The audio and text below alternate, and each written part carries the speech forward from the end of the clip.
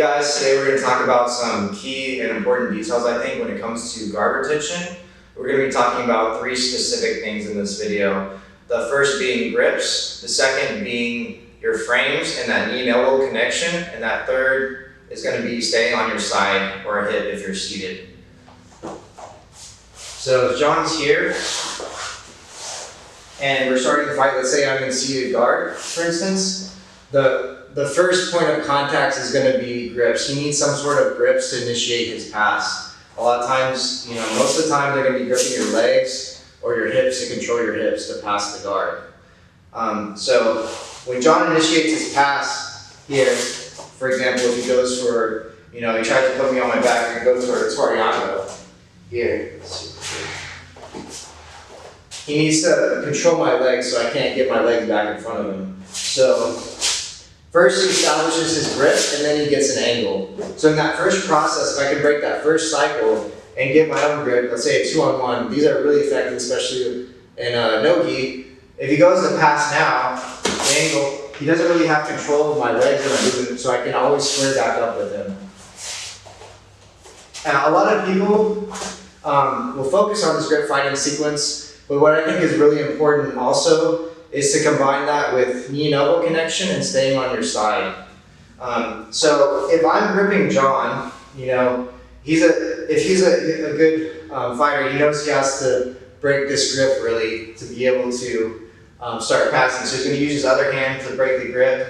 And what happens sometimes is they're going to get a step heavier to initiate their pass. So there are going to be times where as you're scooting or maybe trying to initiate your offense, he's going to be able to get his grips at some point. Ideally we don't want to let him initiate the game, but it's going to happen when you're rolling, right? So since this video is focused on guard retention, we're going to focus on controlling the grips. So if we can get a 2-on-1 and control the grip, that's ideal. And now we can start setting up our offense, getting connected, whether you like shin on shin, inside position, daily giba.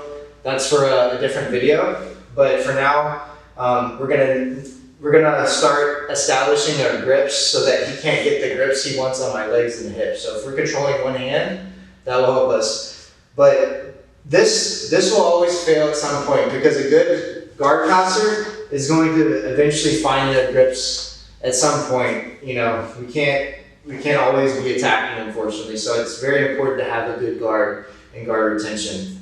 So if I start attacking him and he gets the grips, I'm trying to get close, it's really important that I have my next step, which is the frames. So if I don't have close frames, for instance, if I'm seated, John can start passing here and he gets inside what's called my elbow-knee space. And just so y'all can see, it's pretty much from my hip to my armpit. I'm trying to cover this space so that I'm using my bone structure to keep him from controlling my body. So anytime John is controlling inside the space that stays inside control, this is really good for him. I don't have much control and much way to dictate the space of the space between us, so I can't really have much control of the match. So if I have my frames in front here, now if John, because my humerus bone here, for instance, he's supported under it, so he can squeeze me as hard as he wants here, and that's as close as he's going to get. He has to be around. So if I leave my elbows down, and a lot of guys will do this against side control, just try to push or use their hands, and he can squeeze me here, and I'm not going to be able to alleviate the pressure from here. But if I use my bone structure, so I raise my elbows so that he's supported under my humerus bone right here, instead of using my muscle here. Now if he goes to squeeze me here, that's as close as he's going to get. He's actually going to choke himself the more he squeezes. Yeah, I know John can feel it, right? So basically, we're going to apply this to guard retention, right?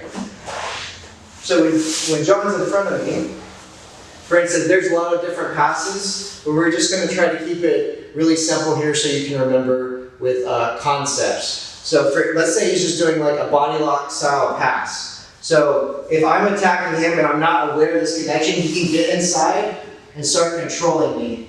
And there are things I can do to get out of this, but this is not a position I want to be in. Now I'm very defensive. So if we go back, if I keep my knee, at least one knee and elbow connected, he can no longer do that pass. He has to get inside. He has to like pummel to get inside this position, and I'm always going to be pummeled and fighting for this inside position. So if he's pummeling, he's now moving my elbow outside my knee and elbow connection. He's getting inside my hip and my armpit space. So the purpose of your frames are really to control that distance, and that's why you want to stay crunched with your knees and elbows closed when you're retaining guard. So anytime you feel like he's going to pass or he's putting pressure on you, make sure you keep this connected here. So now if he tries a body lock pass, he can't get inside. Like try to pummel inside or get inside, it's going to be very hard for him. And it's going to be a battle, but it's a small battle that you need to be aware of in order to retain your guard effectively, especially at higher levels. Okay, the third thing we're going to talk about is staying on your side.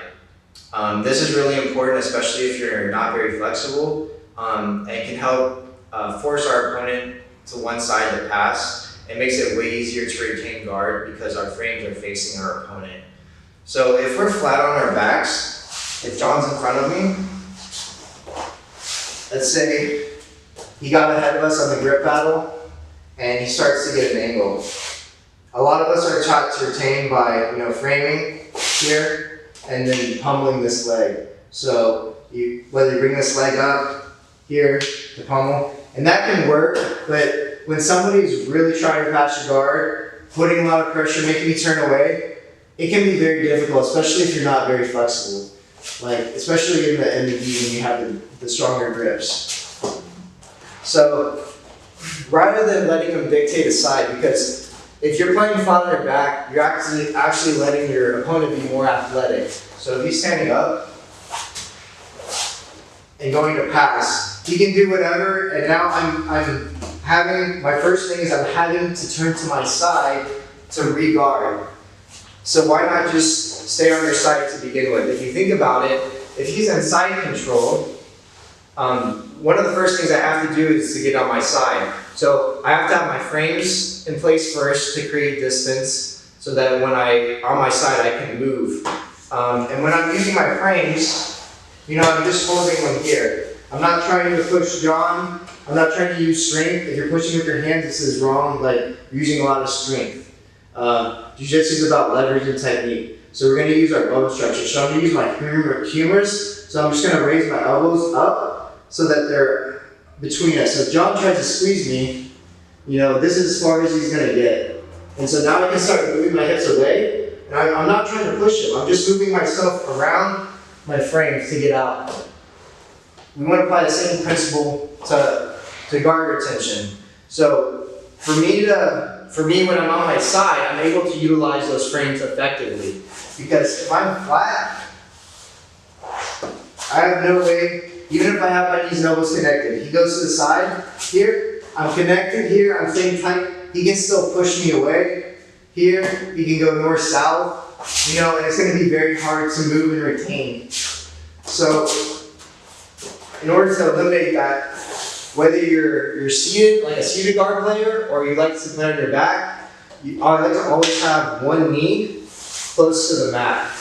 And this detail I think is really important because some of you think that you're on your side and this knee's up at a 45-degree angle, or like here.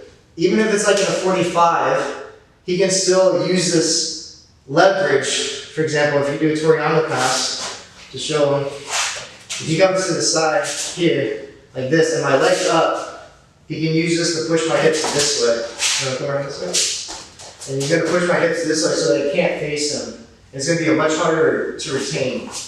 And you can also have more leverage to push this leg down. So when this leg is close to the mat, it allows me more options. My frames are facing him. I can move better. I have one foot I can use on the floor. I can use this foot also to like pummel inside if I need to. But I have more options to move and connect with my frames. If I'm flat on my back, I'm still stuck on the mat. And now I have to use more flexibility, like pummel, and sometimes it's very hard to move when somebody's gripping, especially deep, and controlling and pulling up on your lapels and your pant legs to turn you away. So if you can start off, whether you're seated, you're on one hip with one knee down, this way or this way. If you're like a supine guard player, you like to play on your back. Same thing. If you're on your side, this leg or this knee down. If he's passing, you can still use his bottom foot to pummel, but my knee's close to the mat here. And an important thing is that these principles work together. So I can't just be on my side and not have my knee and elbows connected, because even though I'm on my side, if he goes to pass that same Toriando, I go back to this Toriando here, I'm on my side, but because my knee and elbow space is separated, he's still gonna go knee on belly here. It still has space. So if he goes back, I don't want to do a traditional shrimp. I think a lot of people are taught this wrong, is that they're taught the shrimping motion without a knee and elbow connection. So when I'm on my side and I'm shrimping to create space, I'm going to get my hips back. I can't just frame here leaving my knee and elbow space open, because I have to be really fast, because he can follow me and step in at any second.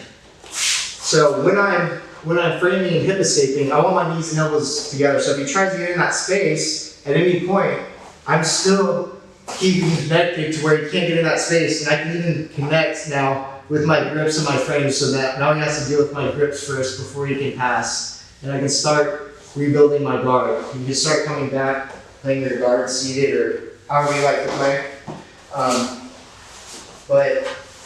Basically by staying on your side, it allows you to be one step ahead, especially if you're not flexible. Okay, just to wrap things up, these key points I think really helped me. I think they've helped John as well.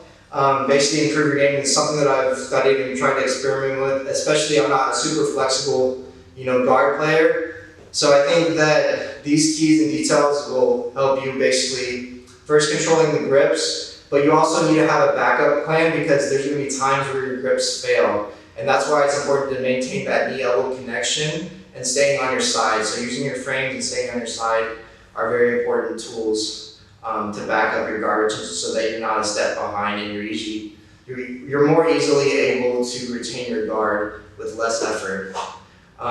Like and subscribe, let me know what you think in the comments, and we'll see you in the next video. Thank you guys.